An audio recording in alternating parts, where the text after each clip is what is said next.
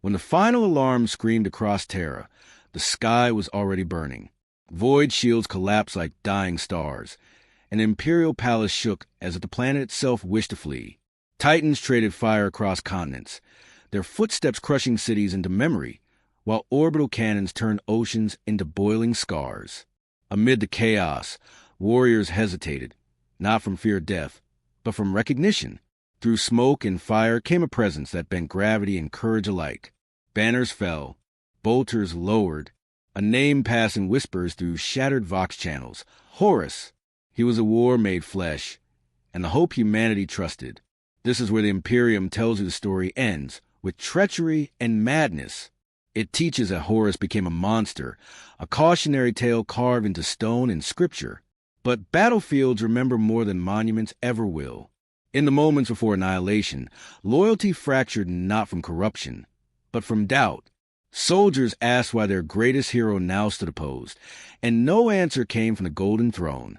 Silence spread faster than chaos. In that silence, fear grew roots and truth began to rot. Deep within the flames of Terra, certainty died without witnesses or mercy from gods above watching silently. Horus did not arrive as a demon crowned in fire, but as a son betrayed by distance. His armor was cracked, his eyes burning with knowledge no pre-march was meant to bear. Each step toward the palace was heavy with memory, victories shared, oaths sworn, brothers lost. The ground trembled beneath him, not in terror, but in recognition of inevitability. This was not rebellion born of rage. This was judgment forged through abandonment, sharpened by visions of an Imperium choking beneath its own lies. The future he saw screamed louder than any demonic whisper ever could inside his mind alone. Thereafter, across the battlefield, warriors felt something worse than hatred, confusion. This was a Warmaster who had led them to glory, who spoke to mortals as equals, who bled beside them without ceremony. The Imperium demanded obedience, but Horus had once inspired belief. Now that belief twisted into hesitation, and hesitation into slaughter. The galaxy watched as loyalty shattered under impossible choice. Follow the Emperor you never hear, or the son who stands before you, wounded, resolute, and undeniably real. History held its breath as the first shot sealed damnation forever for all sides involved in that moment alone of final choice. This is where the truth begins, not ends. The Imperium would later carve Horus into a symbol of pure evil, because symbols are easier to kill than questions. What you are about to hear is not sanctioned history, but buried memory, dragged from ash in silence. It is the story of how the Imperium survived by lying, and how Horus became the lie that sustains it. Listen carefully. Some knowledge was never meant to endure the light. What follows will unsettle faith, fracture certainty, and leave no soul untouched within the Imperium's eternal war against itself and time forever remembered. Before the galaxy learned to fear his name, Horus was the standard by which victory was measured. He was not merely first among primarchs by title, but by gravity. When he entered a war council, arguments ended. When he spoke, even his brothers listened. He carried the great crusade on his shoulders not through tyranny, but through understanding.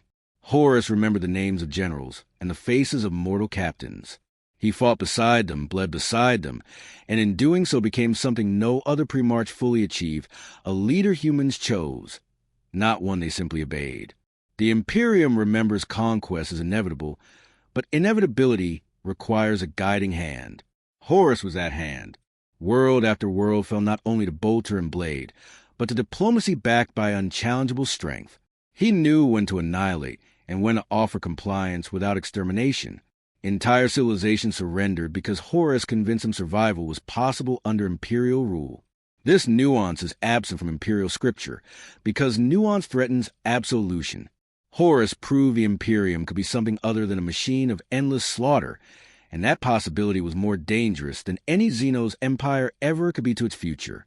Among his brothers, Horus served as a bridge. He mediated rivalries, softened arrogance, and restrained excess. Where others saw weakness in humanity, Horus saw necessity. He understood that the Imperium's armies were not immortal gods, but fragile beings held together by belief. He protected that belief fiercely. When campaigns turned brutal, it was Horus who argued for restraint, not mercy, but long-term survival. This earned him loyalty deeper than fear ever could. Legionaries followed him not because they were engineered to, but because they believed the Warmaster would not waste them for pride or symbolism.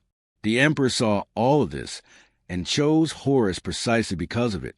Trust was placed where control could not reach. Horus was given authority without constant oversight, a gesture no other Primarch received in equal measure. To the Imperium, this was wisdom. To Horus, it was obligation. He carried the Emperor's vision as something unfinished, something fragile.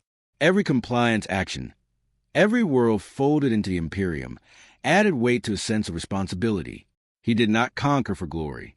He conquered because someone had to ensure the dream did not rot before it was complete, and he believed himself capable of that burden. But trust without explanation becomes isolation. The Emperor withdrew, leaving Horus to command an empire without understanding its final shape. Questions went unanswered. Warnings were dismissed by silence. Horus began to realize that he was expected to enforce a future he was never allowed to fully know. The Imperium he built expanded faster than its foundations could support, and cracks appeared everywhere. Rebellions, purges, hypocrisies justified as necessity. Horus saw these fractures and waited for guidance that never came. In that waiting, doubt did not appear suddenly. It accumulated, layer by layer, like pressure beneath a sealed world. Imperial history teaches that Horus grew arrogant, that power corrupted him. What omits is how often Horus argued against success. He questioned why conquered worlds were stripped beyond recovery.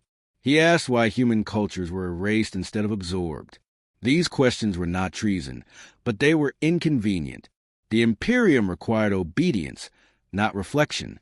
Horus began to notice how often difficult truths were answered with doctrine instead of reason. He did not rebel against the Emperor at first. He rebelled against the silence that replaced dialogue, the absence of trust where once it had been mutual. His brothers noticed a change before chaos ever whispered his name. Horus grew quieter, more distant, burdened by a responsibility that no longer felt shared. He carried victories without celebration, losses without comfort. The Warmaster became a figure of gravity rather than warmth. Yet loyalty to him deepened, not diminished. Legionaries sensed the weight he bore and respected it. They trusted that whatever doubts troubled him were born from duty, not ambition. This loyalty would later be called corruption. In truth, it was a natural consequence of leadership grounded in shared sacrifice rather than enforced hierarchy. The Imperium's greatest fear was never Horus himself, but what he represented. He proved that authority could exist without deification, that unity could be forged without constant terror. This contradicted the future the Imperium would eventually choose, a future where fear replaced trust as the primary tool of control. Horus embodied an alternative path, one where the Emperor's dream might evolve rather than ossify. That possibility had to be erased. When the time came to simplify history, Horus could not be remembered as complex. Complexity invites comparison, and comparison invites judgment. Thus, the narrative was prepared even before the rebellion began. Horus would become the traitor, the cautionary symbol, the justification for absolute obedience. His victories were minimized, his empathy reinterpreted as manipulation, his questions reframed as pride. The Imperium did not wait for Horus to fall to decide how he would be remembered. It only waited for the opportunity to make that memory permanent. When chaos finally reached for Horus, it did not find an empty soul craving power. It found a leader already isolated, already doubting, already carrying a truth no one else would acknowledge. What followed would be called the Horus Heresy, but heresy implies deviation from truth. Horus did not deviate from the Imperium's flaws. He exposed them. His fall would be spectacular, violent, and unforgivable, but it was not born from madness alone. It was born from trust extended without clarity, authority granted without honesty, and a dream enforced without consent. The Imperium teaches that Horus betrayed humanity. It does not teach how thoroughly humanity had already been betrayed by the Imperium itself before Horus ever raised his hand in defiance. The wound that ended Horus was not the one carved into his flesh on Davin, but the one that opened inside his certainty. The blade that struck him carried more than venom. It carried revelation. As his blood soaked the ground, the galaxy seemed to pull away, and reality loosened its grip. Horus did not fall into darkness screaming. He fell thinking. As his body failed, his mind was dragged through futures not yet written, empires not yet decayed, and humanity locked forever in chains forged in the Emperor's name. In the visions that followed, Horus did not see chaos as it truly was, but as it needed to appear. He saw Terra not as a beacon of reason, but as a cathedral world drowning in ritual and fear. He saw the Emperor enthroned not as a guide, but as a corpse god worshipped by trillions who had forgotten why they obeyed. He saw legions of humanity fed endlessly into war, without purpose beyond survival itself. These were not lies born from demons alone. They were exaggerations of trajectories Horus already recognized, futures accelerated rather than invented. What broke him was not terror, but confirmation. Many of Imperium's worst possibilities aligned too closely with his private doubts. The Emperor had promised enlightenment, yet embraced secrecy. He spoke of unity, yet ruled through annihilation. Horus realized that the Imperium was not designed to end war, but to institutionalize it. In the visions, humanity survived, but only as fuel. Every question Horus had ever asked found an answer, and every answer confirmed that he had been denied the truth long before chaos ever touched his soul. The ritual that bound Horus to life was not a moment of possession, but of choice constrained by fear. His sons gathered around him, desperate, loyal, unwilling to accept his death. Erebus offered salvation wrapped in inevitability, and Horus accepted not because he trusted chaos, but because he feared a future where the Imperium became immutable. He chose to live, believing survival meant agency. In doing so, he stepped onto a path where every decision would be framed as damnation, regardless of intent or outcome. When Horus awoke, he was not reborn as a mad tyrant. He was burdened with knowledge that could not be shared. He saw the Emperor as both savior and executioner of potential. The Warmaster returned to command, but something fundamental had shifted. His faith in the Imperium's destiny had been replaced by suspicion of its design. He began to test reality against his visions, watching imperial policy, censorship, and brutality confirm what he had seen. Each confirmation tightened the snare around his conscience. Chaos did not demand worship at first. It encouraged interpretation. It whispered that rebellion was not betrayal, but correction, that overthrow in the Emperor was not treason, but preservation. Horus resisted these whispers longer than history admits. He questioned them, challenged them, tried to prove them false. But every attempt led back to the same conclusion. The Imperium required an enemy to justify its cruelty, and if none existed, it would invent one. Horus realized with horror that he was being shaped into that role regardless of his actions. The Emperor's silence became unbearable. Horus reached out through trusted channels, seeking explanation, reassurance, denial, anything. None came. In that absence, chaos filled a vacuum not with commands, but with comparisons. It showed Horus how similar the Emperor's methods were to the tyrants they overthrew. How compliance achieved through annihilation differed little from submission achieved through fear. Horus began to see the Great Crusade not as liberation, but as enforced uniformity, justified by the assumption that humanity could not be trusted to choose its own future. His brothers began to notice the shift, but misunderstood its source. They saw ambition where there was desperation. Horus spoke more openly about the Imperium's flaws, questioning decisions once considered sacred. Some listened, others recoiled. These fractures widened rapidly, as chaos subtly guided Horus toward those already disillusioned. The Warmaster did not seek followers. He attracted them through honesty forbidden by imperial doctrine. The seeds of rebellion were not planted by demons alone, but by truths the Imperium refused to confront openly. By the time Horus accepted that open war was inevitable, he no longer believed he was choosing between loyalty and betrayal. He believed he was choosing between two forms of extinction, one immediate and honest, the other eternal and sanitized. Chaos promised power, but Horus believed he could master it long enough to reshape destiny. This was his final miscalculation. In seeking to prevent humanity's stagnation, he bound himself to forces that thrived on ruin. Yet even then, his intent was not dominion, but interruption. The Imperium would later claim that Horus fell because he was weak. The truth is more disturbing. Horus fell because he saw too much and trusted too little. His wound never healed because it was not meant to. It was the opening through which doubt, fear, and revelation poured until faith collapsed under its own contradictions. The tragedy of Horus is not that he listened to chaos, but that when he finally looked back toward the Imperium, he saw no path that did not lead to humanity's slow, suffocating death. The Imperium teaches that Horus corrupted his brothers through lies and seduction, but the truth is far more unsettling. The Primarchs who followed him were already fractured long before his rebellion became open war. Each carried wounds inflicted not by chaos, but by neglect, humiliation, or betrayal. Horus did not create their resentment. He recognized it. When he spoke to them, he did not offer crowns or promises of dominion. He offered understanding, and in an empire built on obedience, understanding was a revolutionary act. Angron did not need persuasion. He had been abandoned the moment the emperor chose conquest over compassion. Torn from his gladiator brothers, denied a death he had earned, Angron lived in constant agony beneath the butcher's nails.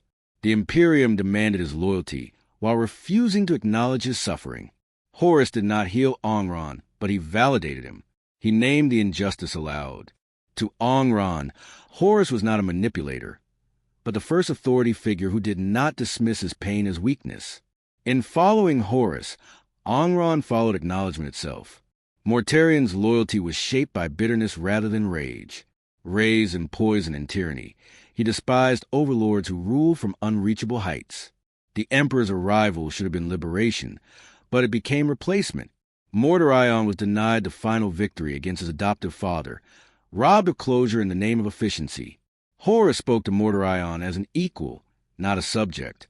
He echoed Mortarian's distrust of distant rulers and hidden truths. When Mordorion turned against the Imperium, it was not for chaos, but against the hypocrisy of an empire that claimed freedom while enforcing submission. Fulgrim's fall is often reduced to vanity, but pride was only the surface. He carried the weight of perfection in an Imperium that demanded excellence without tolerance for failure. Every flaw was magnified, every mistake eternal. Fulgrim feared becoming obsolete, forgotten once usefulness ended. Horus did not mock this fear. He understood it. He reinforced Fulgrim's belief that stagnation was death, that evolution, no matter the cost, was preferable to decay. By the time chaos claimed Fulgrim fully, he was already fleeing a future where he was nothing more than a relic. Lorgar's devotion was the most dangerous fracture of all. He believed utterly, and the Imperium punished him for it. His faith was not in chaos at first, but in meaning itself. The Emperor demanded compliance, yet denied divinity, leaving a void Lorgar could not endure. When his city was destroyed as punishment, the message was clear. Belief was a crime. Horus did not convert Lorgar. He redirected him. He offered a universe where belief had power, where devotion was not mocked but rewarded. In that offering, the Imperium lost its most faithful son. These alliances were not forged in secrecy alone, but through shared confession. Horus created spaces where grievances could be spoken without immediate judgment. This alone made him dangerous. The Imperium could tolerate dissent only when it was isolated and crushed. Horus unified dissent, gave it structure, and transformed it into purpose. His brothers followed him not because he promised victory, but because he promised to confront truths the Imperium buried beneath dogma and force. In this, Horus became more than Warmaster. He became a mirror the Imperium refused to face. Chaos exploited these fractures expertly, but it did not invent them. Each pre-march brought his own despair into rebellion, and chaos simply shaped it into weapons. Horus believed he could control this process, that shared purpose would outweigh individual damnation. He underestimated how deeply chaos feeds on sincerity. The more genuine the grievance, the more easily it is twisted. What began as solidarity slowly transformed into dependency, then into worship. Horus watched this transformation with growing unease. But by then, retreat meant annihilation. The loyalist primarchs are often portrayed as paragons of virtue, but their loyalty was not without cost. Many chose obedience over empathy, doctrine over brotherhood. They dismissed Horus's warnings as ambition, and refused to listen until war was inevitable. This failure of communication sealed the galaxy's fate as much as any demonic pact. Had the Primarchs confronted their fractures openly, the heresy might have been prevented. Instead, silence and pride allowed resentment to fester until it erupted into total war. By the time the lines were drawn, brotherhood had become memory. The tragedy is not that Primarchs fought each other, but that they understood one another too late. Horus did not command their loyalty through fear or sorcery alone. He offered what the Imperium never did, a chance to speak honestly about suffering without being erased for it. In choosing Horus, they chose recognition over obedience, even as that choice damned them all. The Imperium would later simplify this complex web into a single accusation: corruption. But corruption implies something once pure. These brothers were never allowed purity. They were weapons shaped by trauma, unleashed without healing and condemned when they broke. Horus did not break them. He gathered the broken and gave them a voice. That voice became a scream heard across the galaxy, and once unleashed, it could never be silenced without drowning the Imperium itself in blood. The siege of Terra was never meant to be won in the way wars are measured. From the moment Horus set his course for the throne world, the outcome had already been decided by forces far older than strategy. Terra was not simply a planet to conquer. It was a symbol that had to endure. The Imperium could survive the loss of armies, of worlds, even of Primarchs, but it could not survive the loss of Terra as an idea. Horus understood this, and still he advanced, knowing that victory will be defined not by survival, but by what remained afterward. As the traitor fleets closed in, the Imperium transformed Terra into a mausoleum before the first shot was fired. Entire populations were sacrificed to delay the inevitable, turned into ammunition measured in time rather than lives. Walls were raised not to protect civilians, but to preserve the sanctity of the throne. Horus watched this from afar and saw confirmation of every vision that had haunted him. Humanity was expendable as long as the symbol endured. The Imperium was not defending its people. It was defending its narrative. The loyalist Primarchs fought with unmatched resolve, but their war was defensive in more ways than one. They defended the palace, but also the Emperor's silence. Every order issued without explanation, every life spent without question, reinforced the structure Horus sought to dismantle. The siege became a ritual of inevitability. Each bombardment another verse in a prophecy already written. Horus pressed forward not out of confidence, but out of necessity. Retreat would have preserved his life, but doomed humanity to an eternity of unquestioned stagnation. Within the palace, the Emperor waited. He did not rally humanity. He did not address the galaxy. He prepared the final act. The Emperor's foresight had shown him countless futures, and in many of them, Horus was necessary. A rebellion of this magnitude would justify absolute control. A war this devastating would silence dissent for millennia. Horus, whether he knew it or not, was becoming the cornerstone of a new Imperium built on fear rather than hope. The Emperor did not rush to stop him, because delay sharpened the lesson. When Horus finally breached the inner sanctums, he did so as a man already condemned by history. His forces were broken, corrupted beyond redemption, and consumed by powers he no longer fully commanded. Yet he pressed on, driven by the belief that confronting the Emperor directly was the only way to alter the course of destiny. He did not seek the throne to claim it, but to destroy the illusion it represented. In his mind, killing the Emperor was an act of liberation, not domination. The final confrontation is remembered as a clash of gods, but it was a moment of profound hesitation. Horus stood before his father not as a conqueror, but as a son burdened by knowledge he wished he had never gained. The Emperor saw not only Horus, but a future that demanded his death. In that instant, Horus faltered. He saw the humanity he still loved, the sons he had damned, and the ruin he had unleashed. That hesitation sealed his fate more surely than any blade or psychic strike. The Emperor did not hesitate. He could not afford to. To spare Horus would have meant admitting fault, uncertainty, and fallibility on a galactic scale. Instead, he chose annihilation. Horus was not defeated. He was erased. His soul was destroyed so completely that no martyrdom could form around him. This act ensured that the Imperium could shape the narrative without resistance. Horus would not haunt history as a tragic figure. He would exist only as a warning. In that moment, the Imperium was reborn, not in hope, but in terror. The Emperor's victory was absolute, but it came at the cost of everything Horus had feared. The throne became a prison rather than a seat of guidance. The dream of enlightenment calcified into dogma. Humanity survived, but only by abandoning the very ideals that justified its expansion. Horus's rebellion failed, but his prophecy was fulfilled in full. The siege of Terra ended with silence heavier than any bombardment. The galaxy was reshaped not by who won, but by what was learned. The Imperium learned that fear was more effective than trust, that obedience endured longer than belief, that history could be weaponized more efficiently than truth. Horus became the symbol that made this transformation possible, his failure serving as proof that questioning authority led only to annihilation. Horus did not lose because he was weak, nor because chaos betrayed him at the final hour. He lost because the war was never about victory. It was about justification. The Imperium required a villain great enough to excuse eternal tyranny, and Horus was shaped into that role with merciless precision. In dying, he gave the Imperium what it needed most, a reason to never change. After Horus was erased, the Imperium did not mourn. It curated. What could not be destroyed was buried beneath ritual, repetition, and fear. Archives were sealed, testimonies rewritten, and surviving witnesses taught which memories were permitted to live. Horus was reduced to a single word: traitor, stripped of context, motive, and humanity. The Imperium understood that complexity breeds doubt, and doubt breeds fracture. To survive, it required a clean myth.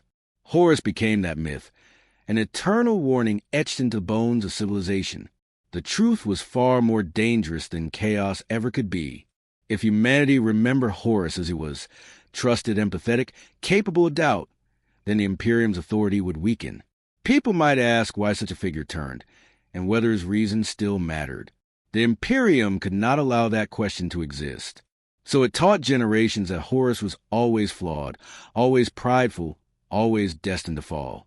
In doing so, it erased the possibility that rebellion could ever be rational, justified, or born from love for humanity itself. The Emperor's silence after the siege became sacred rather than suspect. His immobility was framed as sacrifice, his absence as divine mystery. The Imperium did not explain the throne, it worshipped it. This was not an accident. By transforming the Emperor into an object of faith, the Imperium ensured that no one would ask why he ruled as he did. Horus's greatest crime, in retrospect, was not rebellion, but comprehension. He understood that gods cannot be questioned, and that turning a ruler into one guarantees eternal stagnation. Every war that followed was fought in Horus's shadow. Every act of brutality was justified by invoking his name. Entire populations were exterminated not for resistance, but for the potential of dissent. The Imperium no longer needed chaos to sustain itself. Fear was enough. Horus became the excuse that allowed the Imperium to abandon restraint entirely, to claim that mercy led only to heresy. In this way, Horus continued to shape the galaxy long after his death, not as a leader, but as a specter haunting every decision. What the Imperium never admits is that it adopted Horus's methods without his intent. Centralized power, absolute authority, endless war. These were the tools Horus used temporarily, believing he could discard them once the future was altered. The Imperium embraced them permanently. Where Horus sought to interrupt destiny, the Imperium enshrined it. The result was a civilization locked in perpetual conflict, unable to evolve because evolution itself was framed as betrayal. Horus's nightmare became reality, enforced in his name. The loyalists who survived were not rewarded with clarity. They were given silence and guilt. Many understood, too late, what had been lost. But regret had no place in the new Imperium. Those who remember Horus as a brother were expected to forget. Those who questioned the official narrative vanished into administrative oblivion. Memory became dangerous. Only doctrine remained safe.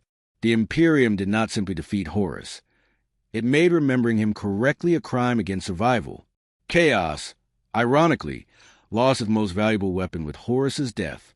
It thrives on temptation and revelation, but the Imperium rendered both unnecessary. By becoming a machine that consumes its own people without explanation, the Imperium achieved a kind of self-sustaining damnation. Chaos whispers, but the Imperium screams. It demands loyalty without understanding, sacrifice without purpose, and obedience without end. Horus sought to prevent this future, and in failing, ensured it would endure unchallenged. The greatest lie is that Horus's story is finished. It is not. It plays out every time a world is burned for efficiency, every time truth is suppressed for unity, every time fear replaces trust as governance. Horus was not the last to see the Imperium's flaw. He was simply the first powerful enough to act on it. The Imperium ensures that no one like him will ever rise again, not through vigilance, but through ignorance carefully maintained across millennia. What the Imperium does not want you to know is that Horus was not the end of a golden age. He was the proof that it never truly existed. The Imperium was always fragile, always authoritarian, always afraid of its own people. Horus exposed that fear, and for that, he had to be erased. Not because he was wrong, but because if he were remembered truthfully, the Imperium would collapse under the weight of its own unanswered questions. In the end, Horus did not fail humanity. Humanity failed to listen. The Imperium survives not because it is righteous, but because it has convinced itself that survival is virtue enough. Horus stands as a last warning of what happens when truth is silenced in the name of order. His legacy is not heresy. It is memory. And memory, in the Imperium of Man, is the most dangerous weapon of all.